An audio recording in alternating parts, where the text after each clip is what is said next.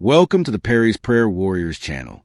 This week, Jerry brings to us Ezekiel chapter 43. This is all about the glory of the Lord fills the temple. Please click the thumbs up, like, and subscribe. Thank you.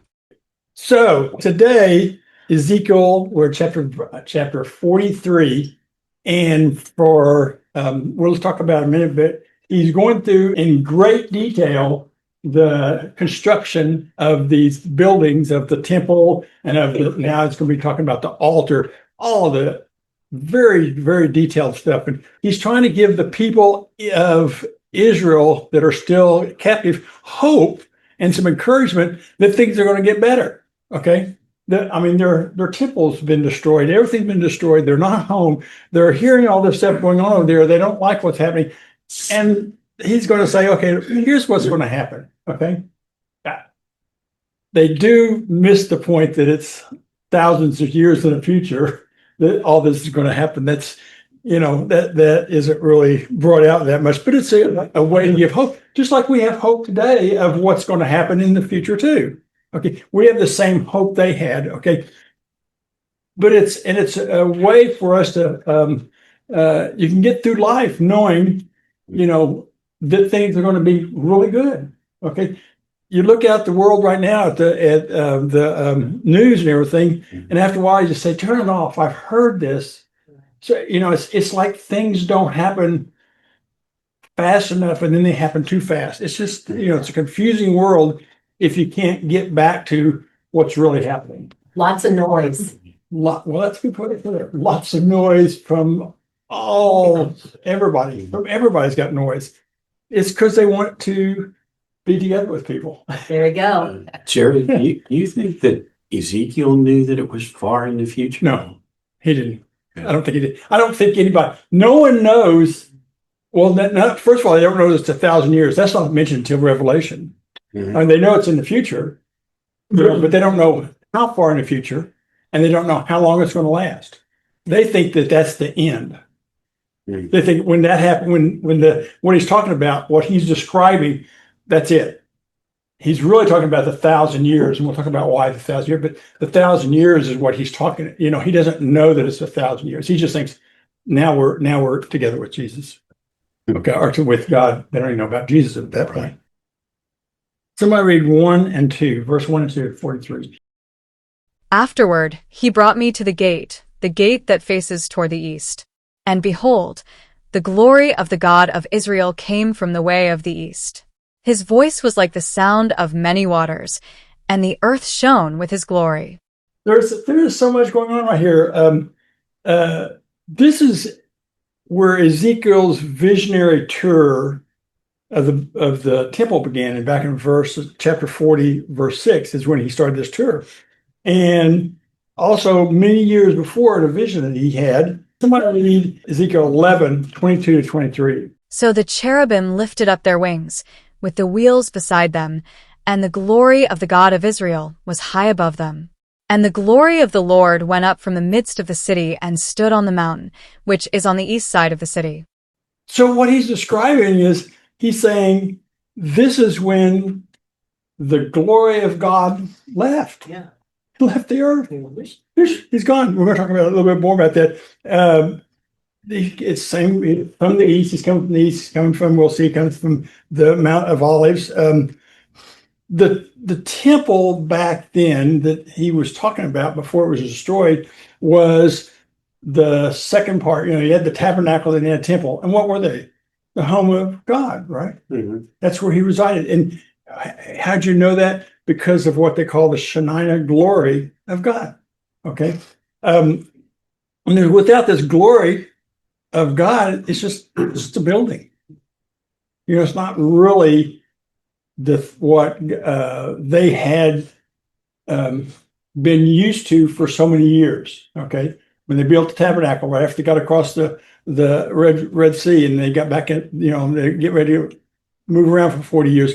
That's when they built the tabernacle. And then after that, they built the temple. Okay. Then it was destroyed. Okay. But it was his place to reside and the radiance from that. Now, let me ask you this. When I say Shekinah glory, what do you think of?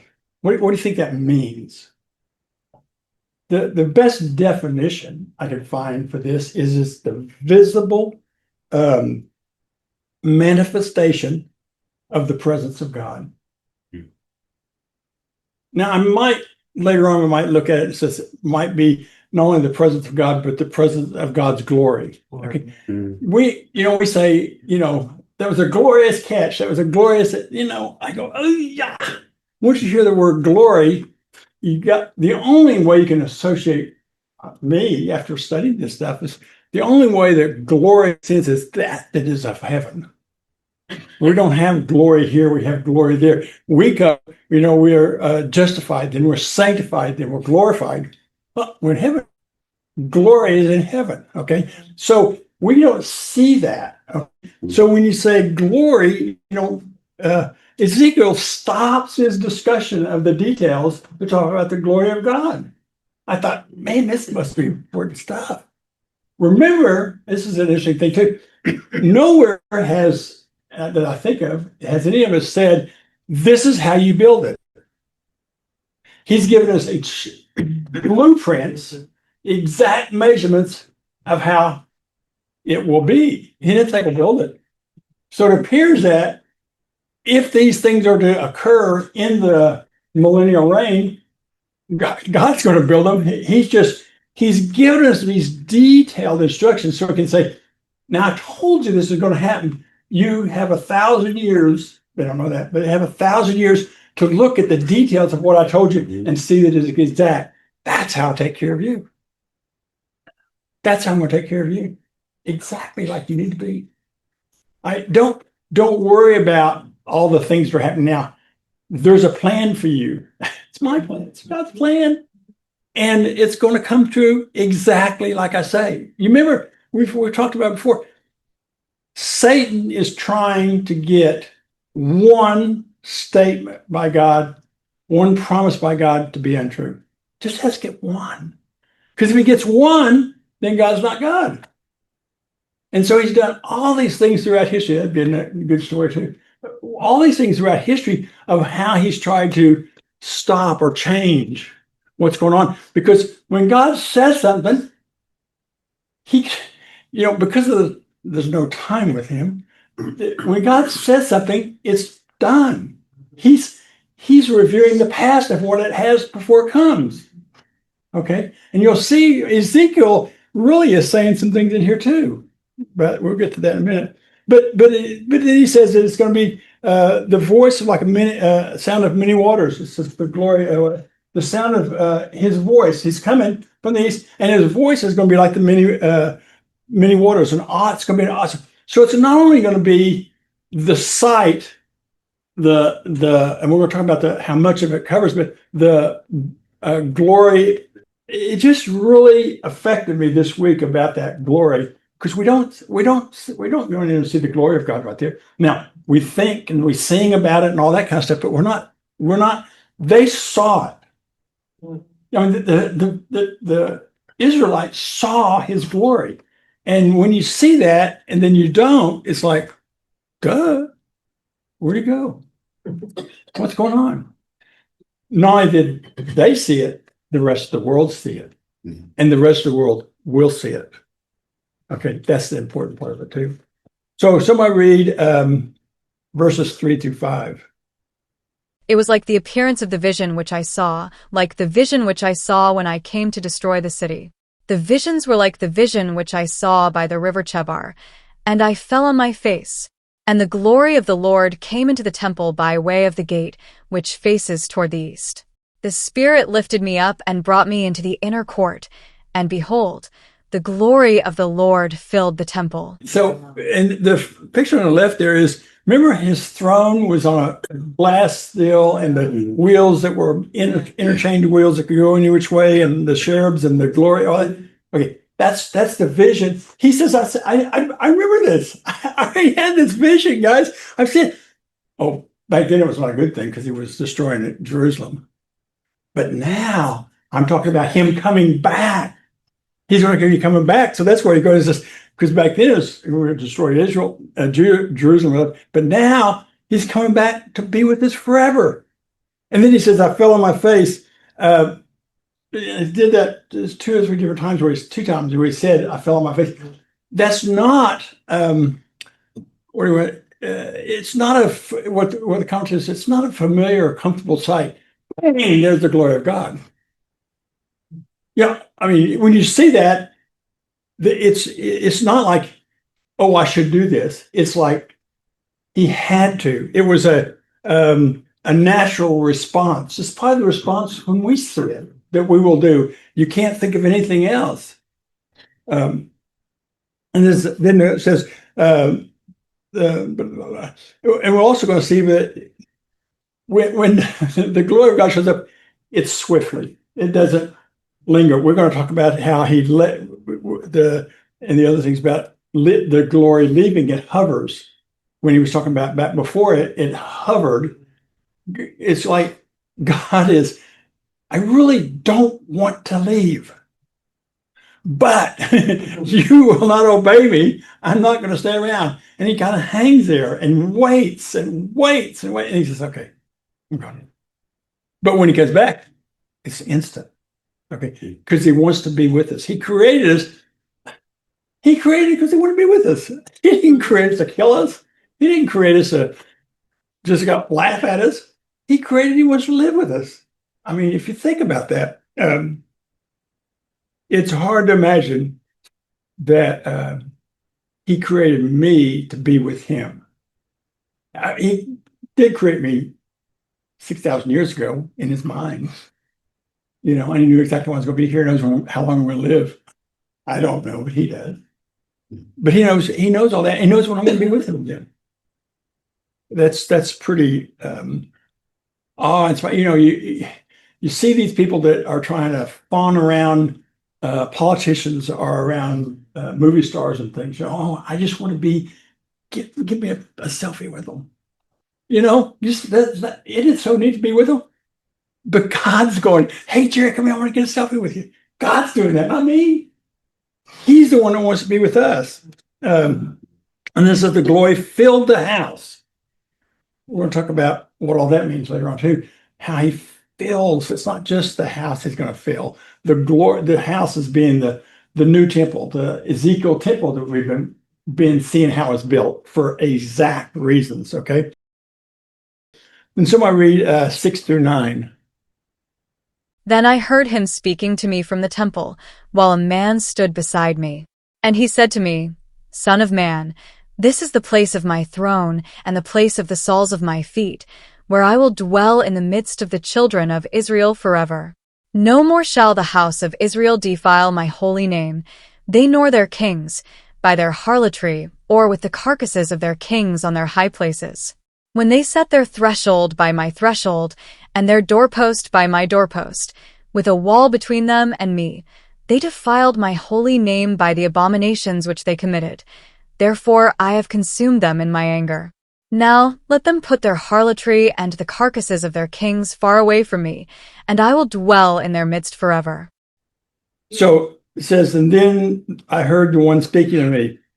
The voice of God, and he's talking about the millennial temple and the glory coming into it, spoke in the temple, is showing that the glory of God was an active representation of his presence. So he's the shining, the brightness, all that stuff, the smoke or the fire, all that is to show the glory. But he taught, I'm dwelling with you. I'm part of it. Some of the things that go with the Shekinah glory is he dwells with us. Okay, that's what's going on there.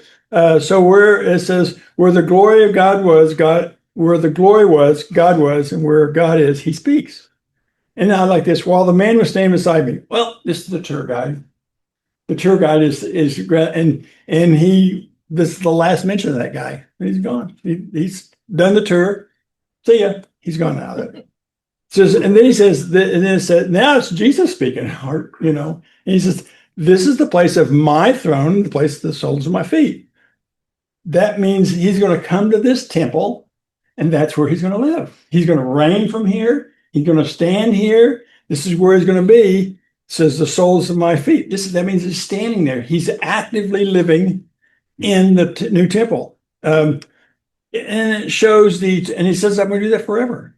Now, I don't understand exactly. I'll show you some more of that the transition from the millennial, there's like a month and a half before the battle, then it goes into new heaven, new earth. I think the relationship changes in that we'll still be with him forever, but I don't think he has to live in the temple. He's going to live, with us as an everyday person with us. That's my thinking. Says the house of the Lord will not again defile my name. During the millennium, who's in the millennium? Jews that were converted supernaturally 3 days before the end of the tribulation. The ones that survived the tribulation that are Christians, because all the other ones will be dead. Okay, so those two plus the Old Testament saints plus us, all the forever body guys, which is going to be interesting how it interacts. But they're all going to be in the millennium. Okay, we will be, and they will be there as humanoids. Okay, not as forever body guys, but humanoids. And depending on how you read everything, the ones that are the Jewish converted ones, they will stay that way, and their generation after generation after generation will always accept Christ. The rest of the Gentiles, they will have kids, and the kids will have kids. And as they go through this progression, those that don't accept Christ, by the time they're 100 years old, if they haven't accepted Christ, they're out of there. If they have, I guess they live forever. Well, for the 1,000 years anyway, and then forever with Jesus. So there's going to be, but so he doesn't want them as the ones don't accept him. They don't want those guys to be close to him. Okay, there's going to be sin and things going on in the millennium. Okay, there's going to be things in there because Jesus rules with an iron fist.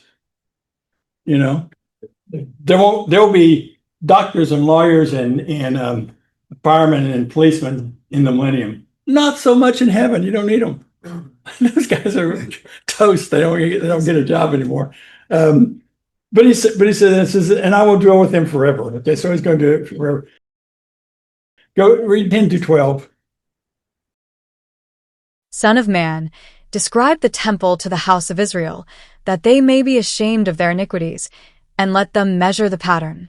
And if they are ashamed of all that they have done, make known to them the design of the temple and its arrangement, its exits and its entrances, its entire design and all its ordinances, all its forms and all its laws.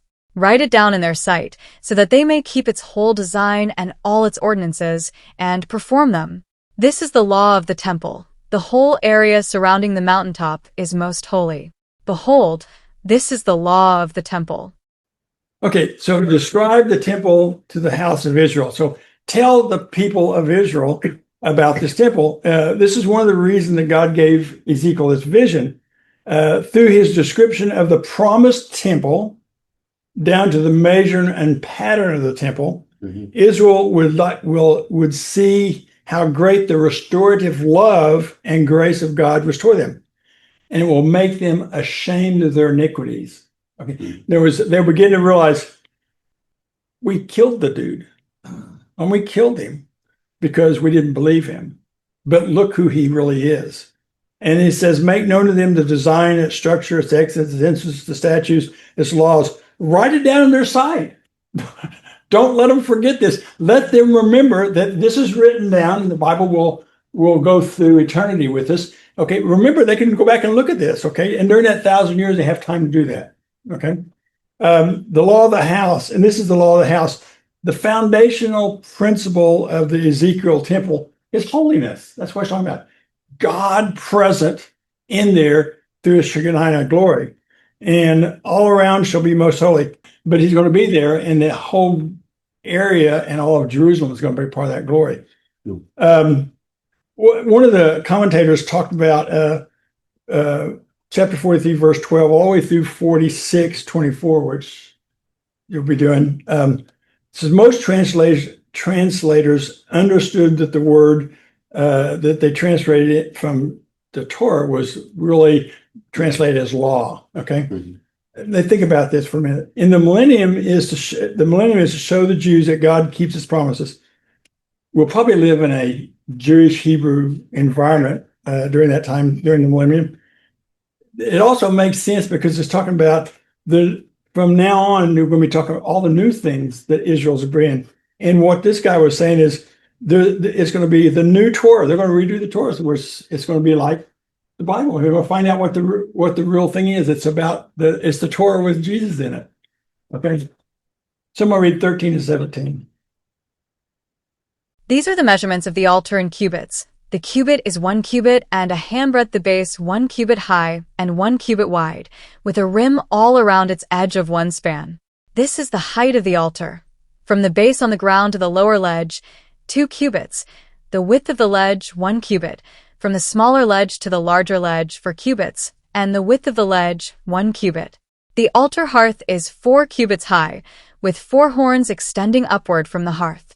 The altar hearth is 12 cubits long, 12 wide, square at its 4 corners. The ledge, 14 cubits long and 14 wide on its 4 sides, with a rim of half a cubit around it. Its base, 1 cubit all around, and its steps face toward the east. Okay. So in answer to the question, was it 2 weeks ago, last time? I'm not sure. An altar in the millennium? Mm-hmm. What do you do on an altar? Sacrifices in the millennium. What's all that about?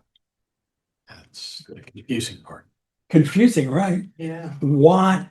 Where have we heard about that Jesus was our only sacrifice that we needed? Mm-hmm.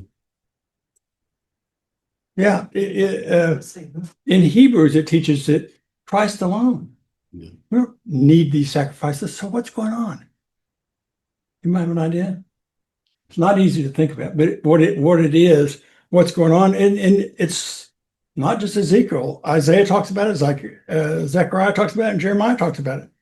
They talk about the fact that the Zadok, his line, is going to be one who's making the sacrifices. Okay. The future and the sacrifices they did back then didn't remove sin. Okay. The sacrifices during this time won't remove sin. That's not their purpose. The sacrifice is a memorial to Christ. Think of it like the Lord's Supper. Do this in remembrance of me. He's told at least 4 of the prophets, tell people, this is what we're going to do.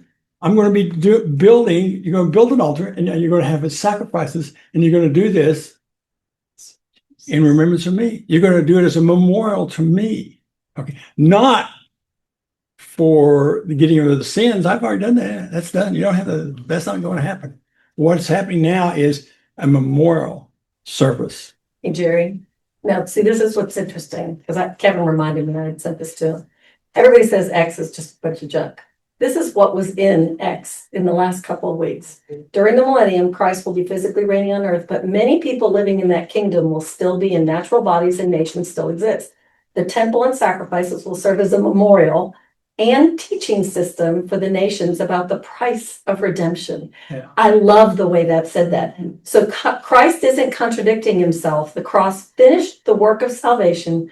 The millennial temple simply commemorates what the Lamb of God has already accomplished. That was in X. That's amazing. Fabulous. Amazing. Said it for an idea. I mean, yeah, that's why because I couldn't. Kevin's like, you can say this. I'm like, oh no, I can't. That's what's going on. That's what's going on. You know, we're not the only ones talking about this stuff. There's a lot, but we're not the only ones. There are people, and what's interesting as we get closer and closer, more and more people will talk about it. The problem is some of them will start deviating. You know, so make sure that whoever you listen to, me, Steve, and Kevin, read it yourself. Mm-hmm. You may go, he was all wrong. You know, you've got to understand it and believe it yourself, not listen to me. I mean, I just give you that hopefully, the excitement to go read it, go study it, go figure it out, because then you will be confident to know where you're going to be, and so you can endure a lot more. I've said this before, but you get a bucket full of water, or not full, but half full of water, you throw rats in there. How long will they last? 2 hours. Mhm. They'll all drown. Yeah. They'll fight for 2 hours. About an hour into it, you pull one of them out. How long will they last? 20 hours. Yeah. They have hope. I might be next. Their hope went from nothing to 10 times what it was. Yes, he is comparing us to rats. No. Thought so. Cut that part out. Okay. So anyway, Be any animal. you know what? Oh, Be any animal. be an animal. Yeah. It's just hope gives you the ability to last longer. Okay. And we got the hope of where we're going to be. When we say hope, it's like, it's like the assurance. Our hope is the assurance. We are confirmed in our mind and our heart that that's going to happen. Mhm. That's our hope. Okay. And it will mean we can endure anything he allows us to have. And so when we're still killing animals for this. For the 1,000 years. But that's Okay. Because Well- what was it, the video that you showed that was saying that this comes about, or it may be something I saw on Facebook that said this comes about, or this temple comes about as part of the new heaven and new earth. Yeah. There's a lot of, it's That's, the timing of things and the way things are said is very confusing to a lot of people, and that's why you got to read it yourself. But the temples and all that stuff are going to be in the not the new heaven, new earth, in the millennium reign. Mhm. Okay. Then everything is destroyed. We watch the great white throne judgment, and then all of a sudden we have a new earth, and the heaven comes down. So earth and heaven are together, and then the New Jerusalem comes down. And that's where we live. New Jerusalem's 1,500 miles by 1,500 miles by 1,500 miles. So the earth must be much bigger. Otherwise, you put that big of a deal on it.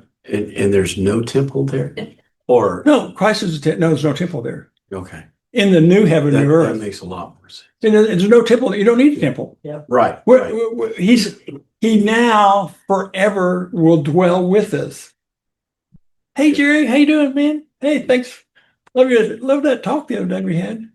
And there, I mean, I'm not diminishing the glory of that. I'm just saying that we will then not worry about anything. During the millennium, there's still going to be things happening. We're still going to be aware of happening. And our job will be still to tell those that may not have accepted Christ what they should do. Mhm. Jerry, there's a purpose behind the temples to come. There's a temple that will come prior to the tribulation. That is to give the Jewish people hope that their faith will be restored. Then we have the temple in the millennium, which is a different temple that represents Christ living, God living with us, his glory, as you said, the Shekinah glory. But eventually what we're doing is we're moving to the point we need no temple. Right. Okay. Right. We'll need no temple. Others. Somebody quickly read 18 through 27. And he said to me, Son of man, thus says the Lord God, these are the ordinances for the altar on the day when it is made, for sacrificing burnt offerings on it, and for sprinkling blood on it. You shall give a young bull for a sin offering to the priests, the Levites, who are of the seed of Zadok, who approach me to minister to me, says the Lord God. You shall take some of its blood and put it on the four horns of the altar, on the four corners of the ledge, and on the rim around it. Thus you shall cleanse it and make atonement for it. Then you shall also take the bull of the sin offering and burn it in the appointed place of the temple, outside the sanctuary. On the second day you shall offer a kid of the goats without blemish for a sin offering, and they shall cleanse the altar, as they cleansed it with the bull. When you have finished cleansing it, you shall offer a young bull without blemish, and a ram from the flock without blemish. When you offer them before the Lord, the priest shall throw salt on them, and they will offer them up as a burnt offering to the Lord. Every day for 7 days you shall prepare a goat for a sin offering. They shall also prepare a young bull and a ram from the flock, both without blemish. 7 days they shall make atonement for the altar and purify it, and so consecrate it. 27 When these days are over it shall be, on the 8th day and thereafter, that the priests shall offer your burnt offerings and your peace offerings on the altar, and I will accept you, says the Lord God.